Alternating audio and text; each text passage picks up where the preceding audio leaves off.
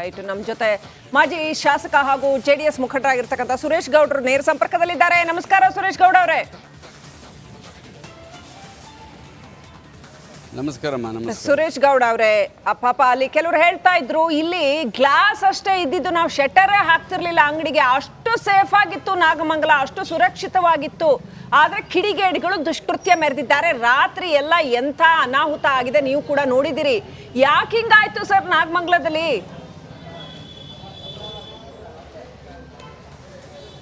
ಇದು ಬಹಳ ವರ್ಷಗಳಿಂದ ಎಲ್ಲ ಕೋಮ್ನವರು ಸಹ ಅಣ್ಣ ತಮ್ಮಂದಿರಿಗಿಂತ ಹೆಚ್ಚಾಗಿ ಸಹಬಾಳ್ವೆ ನಡೆಸ್ತಾ ಇರ್ತಕ್ಕಂಥ ನಗರ ಇದು ಕಳೆದ ಒಂದು ವರ್ಷದಿಂದನೂ ಸಹ ಇದೊಂದು ಘಟನೆ ನಡೆದಿತ್ತು. ಆದರೆ ತಾಲೂಕು ಆಡಳಿತ ಯಾವುದೇ ಧರ್ಮೀಯರು ಅವರ ಹಬ್ಬದ ಆಚರಣೆ ಮಾಡ್ತಕ್ಕಂಥ ಸಂದರ್ಭದಲ್ಲಿ ಸೂಕ್ತ ಭದ್ರತೆಯನ್ನು ಕೊಡಬೇಕಾಗಿರ್ತಕ್ಕಂಥದ್ದು ತಾಲೂಕು ಆಡಳಿತ, ಜಿಲ್ಲಾಡಳಿತ. ಆದರೆ ಎಲ್ಲೋ ಒಂದು ಕಡೆ ಅವರು ಅಟ್ರ್ ಫೇಲ್ಯೂರ್ ಆಗಿದ್ದಾರೆ. ಅವರಿಗೆ ಇನ್ಫಾರ್ಮೇಷನ್ ಇದೆ, ಇದಕ್ಕೆಲ್ಲ ಸಂಪೂರ್ಣವಾಗಿ ಇಲ್ಲಿರ್ತಕ್ಕಂಥ ಠಾಣಾಧಿಕಾರಿ ಜವಾಬ್ದಾರಿ ತಗೋಬೇಕಾಗ್ತದೆ.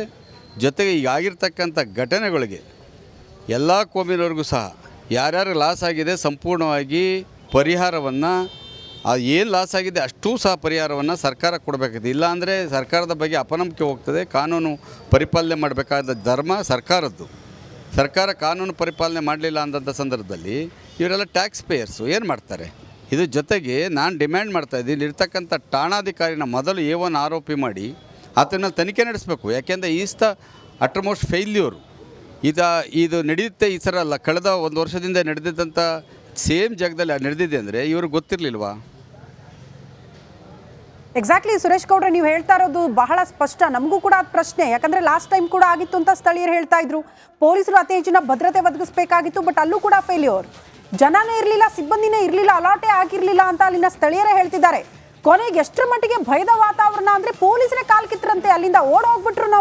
ನಾವು ಹೇಗೆ ಇಲ್ಲಿ ನಿಲ್ಲಕ್ಕಾಗುತ್ತೆ ಅಂತ ಸ್ಥಳೀಯರು ಹೇಳ್ತಿದ್ದಾರೆ. ಭಯದ ವಾತಾವರಣ.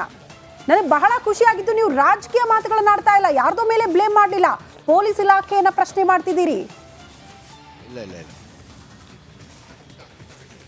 ಇದನ್ನು ನಾನು ರಾಜಕೀಯ ಮಾಡಲಿಕ್ಕೆ ಇಷ್ಟಪಡೋದಿಲ್ಲ. ನಾನು ಹೇಳೋದು, ಇನ್ನು 15 ದಿವಸ ಒಂದು ತಿಂಗಳಲ್ಲಿ ಇನ್ನೊಂದು ಕೋಮ್ನವರು ಅವರ ಪೂಜೆಗಳನ್ನ ಪರ್ಫಾರ್ಮ್ ಮಾಡೋದಕ್ಕೆ ಬರ್ತಾರೆ. ಆ ಸಂದರ್ಭದಲ್ಲೂ ಅವರು ಬೇರೆ ಇದ್ರ ಮೇಲೆ ಹೋಗಬೇಕಾಗ್ತದೆ. ಆಗ ಅವರು ತೊಂದರೆ ಕೊಡ್ತಕ್ಕಂಥದ್ದು ಮತ್ತೊಂದು ಮಾಡ್ತಕ್ಕಂಥ. ನಾನು ಹೇಳ್ತಾ ಇರ್ತಕ್ಕಂಥ ಪ್ರತಿಯೊಬ್ಬರಿಗೂ ರಕ್ಷಣೆ ಕೊಡಬೇಕಾಗಿರ್ತಕ್ಕಂಥದ್ದು ಅವ್ರ ಧರ್ಮನ ಪಾಲನೆ ಮಾಡಲಿಕ್ಕೆ ಇದು ಬಹಳ ಭಾವನಾತ್ಮಕವಾಗಿ ಇರ್ತದೆ ಧರ್ಮ ಅಂತಕ್ಕಂಥದ್ದು. ಆದರೆ ರಕ್ಷಣೆ ಮಾಡಬೇಕು. ಅವ್ರ ತಕ್ಷಣ ಅವರಿಗೆ ಸೂಕ್ತ ಬದ್ಧತೆ ಕೊಡಬೇಕಾಗಿರ್ತದೆ. ಸರ್ಕಾರದ ಜವಾಬ್ದಾರಿಯಾಗಿರ್ತದೆ. ಸರ್ಕಾರ ಇದರಿಂದ ಎಲ್ಲೋ ರೀತಿಯ ಕೇವಲ ಮತಗಳನ್ನ ಗಮನದಲ್ಲಿಟ್ಕೊಂಡು ಅಥವಾ ಇಂಟ್ಯಾಕ್ಟಲ್ಲಿ ಇಟ್ಕೊಳ್ಳೋದಕ್ಕೆ to keep their voters alive, ಅದನ್ನು ಮಾಡ್ಕೊಳ್ಳೋದಕ್ಕೆ ಈ ರೀತಿಯ ರಾಜಕಾರಣವನ್ನು ಮಾಡ್ಕೊಂಡು ಕೂತ್ಕೊಂಡ್ರೆ ಭಾಳ ಕಷ್ಟವಾಗ್ತದೆ. ಇದು utter failure of the government and taluk administration. S Suresh ಗೌಡ್ರೆ, ಅವ್ರು ನೀವು ನೋಡಿದ್ರೆ ಮಚ್ಚು ಲಾಂಗ್ ಉದ್ದದನ್ನೋದು ಎಲ್ಲ ಹಿಡ್ಕೊಂಡು ಆ CCTVನಲ್ಲಿ ಎಲ್ಲ ಕ್ಲಿಯರ್ ಆಗಿ ಗೊತ್ತಾಗ್ತಿದೆ. ಪ್ರಿಪೇರ್ ಆಗಿ ಮುಖಕ್ಕೆ ಮಾಸ್ಕ್ ಹಾಕೊಂಡು ಲಾಂಗು ಮಚ್ಚು ಹಿಡ್ಕೊಂಡು ಬಂದಿರತಕ್ಕಂಥದ್ದು, ಕೈಯಲ್ಲಿ ಕಲ್ಲುಗಳನ್ನ ರೆಡಿ ಮಾಡಿ ಇಟ್ಕೊಂಡು ಹೊಡೆಯಕ್ಕೆ ಅಂತಾನೆ. ಅಂದ್ರೆ ಮೆರವಣಿಗೆ ಬರೋ ಅರ್ಧ ಗಂಟೆ ಮುಂಚೆನೆ ಅವ್ರು ರೆಡಿಯಾಗಿ ಇಂಥವೆಲ್ಲ CCTV ದೃಶ್ಯದಲ್ಲಿ ಕಾಣ್ತದೆ. ಅಂದ್ರೆ ಇದು ಇಂಟೆಲಿಜೆನ್ಸ್ಗೆ ಗೊತ್ತಿರ್ಲಿಲ್ವಾ? ನಾಗಮಂಗಲ ಒಂದ್ಸರಿ ಗಲಾಟೆ ಆಗಿತ್ತು, ಸೂಕ್ಷ್ಮ ಪ್ರದೇಶ, ಗಣಪತಿ ಮೆರವಣಿಗೆ ಹೋಗುತ್ತೆ ಅಂದ್ರೆ ಕಾನೂನು ಸುವ್ಯವಸ್ಥೆ, ಯಾವುದೇ ಮೆರವಣಿಗೆ ಹೋಗ್ಲಿ, ಯಾವುದೇ ಧರ್ಮದ ಹೋಗ್ಲಿ, ಅಲ್ಲಿ ಕಾನೂನು ಸುವ್ಯವಸ್ಥೆ ಬಿಗಿ ಮಾಡಬೇಕು, ಹೆಚ್ಚುವರಿ ಪೊಲೀಸ್ ಸಿಬ್ಬಂದಿ ನಿಯೋಜನೆ ಮಾಡಬೇಕು. ಗೊತ್ತಿರ್ಲಿಲ್ವಾ? ಇದನ್ನ ಹಿಂಗೆ ಬಿಡಕ್ಕಾಗತ್ತಾ?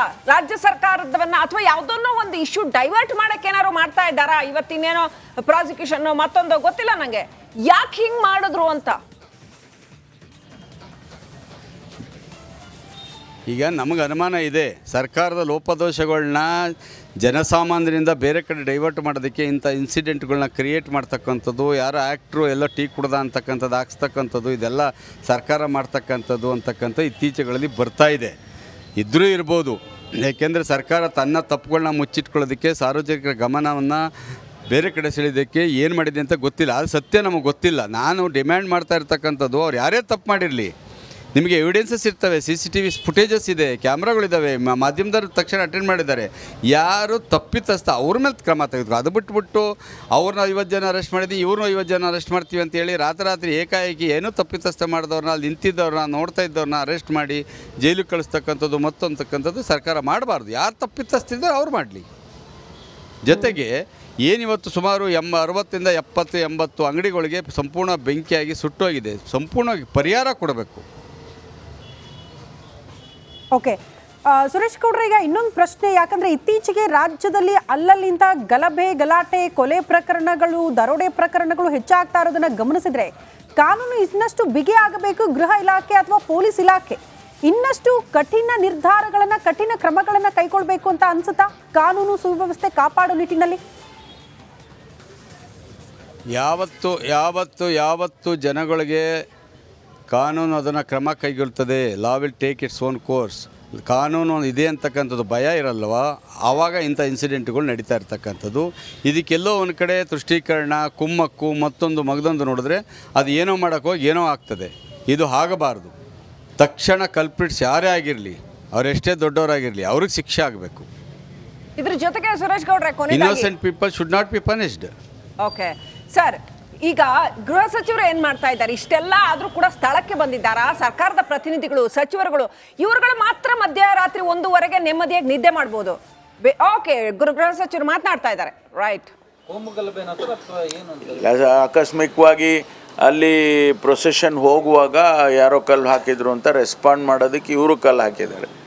ಆ ರೀತಿ ಘರ್ಷಣೆ ಮಾಡ್ಕೊಂಡಿದ್ದಾರೆ. ಕೋಮುಗಲಭೆ ಅಂತ ಹೇಳೋದಕ್ಕೆ ಆಗೋದಿಲ್ಲ ಇದನ್ನು. ಇಲ್ಲ ಅದೆಲ್ಲ ಇಮಿಡಿಯೇಟಾಗಿ ಸ್ಪರ್ ಆಫ್ ದಿ ಮೂಮೆಂಟಲ್ಲಿ ಆಗಿರುವಂಥದ್ದು.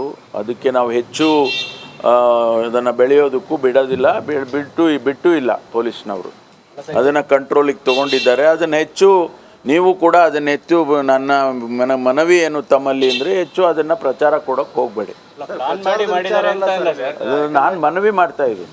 ಪ್ರಚಾರದ ವಿಚಾರಕ್ಕಿಂತ ಸರ್, ಘಟನೆ ನಡೆದಿದೆ, ಘಟನೆಗೆ ಪೂರ್ವ ಸಿದ್ಧತೆಗಳು. ನಾನು ಘಟನೆ ನಡೆದಿಲ್ಲ ಅಂತ ಹೇಳಲಿಲ್ಲ. ಘಟನೆ ನಡೆದಿದೆ, ಕಂಟ್ರೋಲಿಗೆ ತೊಗೊಂಡಿದ್ದೇವೆ.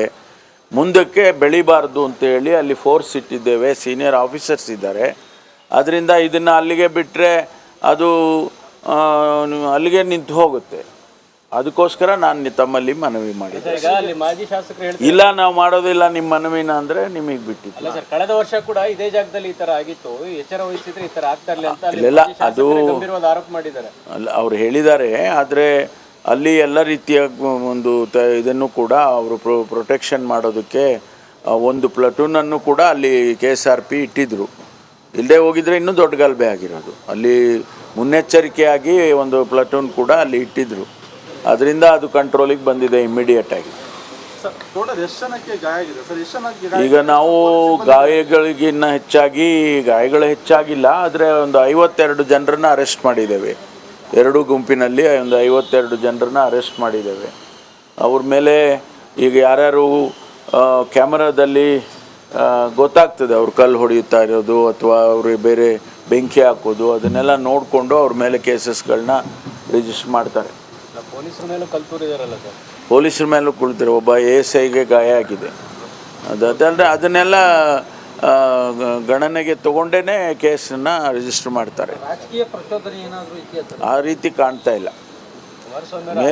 ಮೇಲ್ನೋಟಕ್ಕೆ ಆ ರೀತಿ ಕಾಣ್ತಾ ಇಲ್ಲ. ಅದು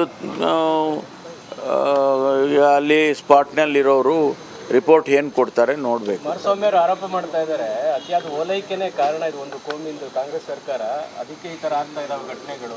ನಾನು ಈಗೇನು ಅದಕ್ಕೆ ಪ್ರತಿಕ್ರಿಯೆ ಕೊಡೋಕ್ಕೆ ಹೋಗೋದಿಲ್ಲ. ಯಾಕೆಂದರೆ ಕುಮಾರಸ್ವಾಮಿ ಅವರು ಹಿಂದೆ ಅವರು ಯಾವ